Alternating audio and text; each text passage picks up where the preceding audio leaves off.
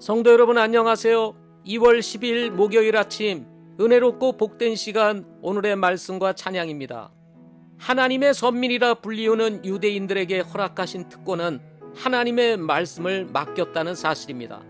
그럼에도 불구하고 하나님의 말씀에서 떠나 자신들의 길을 감으로 그 특권을 잃게 된 것입니다.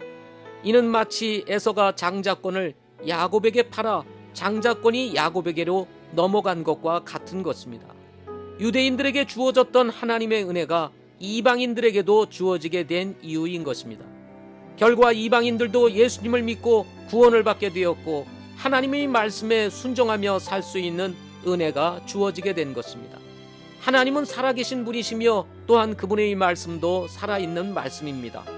유대인들이 하나님의 말씀을 믿지 않았다고 말씀이 무효가 되지 않는 것과 같이 오늘날 사람들이 하나님을 믿지 않거나 말씀을 받아들이지 않는다고 해서 말씀이 무효가 되지 않는 이유인 것입니다.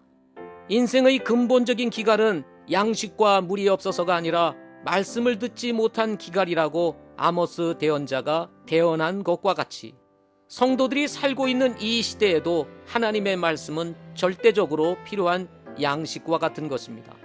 오늘도 살아계신 하나님과 그분의 말씀을 붙잡고 영원한 소망으로 나아가는 복된 날 되시기를 주님의 이름으로 축복합니다. 오늘의 말씀은 로마서 3장 1절부터 8절입니다. 로마서 3장 1절부터 8절입니다. 그러면 유대인의 나은 점이 무엇이냐? 혹은 할례의 유익이 무엇이냐?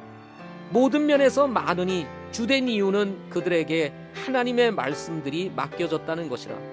그런데 어떤 자들이 믿지 아니하였으면 어찌하리요? 그들의 믿지 아니함이 하나님에 대한 믿음을 무효로 만들겠느냐? 결코 그럴 수 없느니라.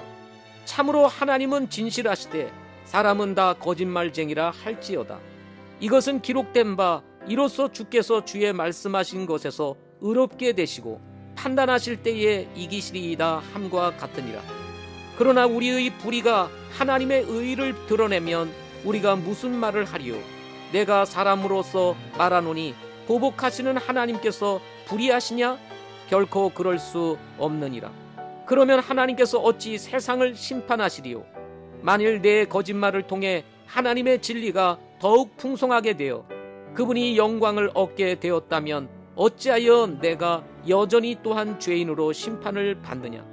차라리 우리가 중상모략을 당하듯이 또 어떤 자들이 우리가 이런 말을 한다고 주장하듯이 선을 이루기 위해 우리가 악을 행하자 하지 아니하겠느냐?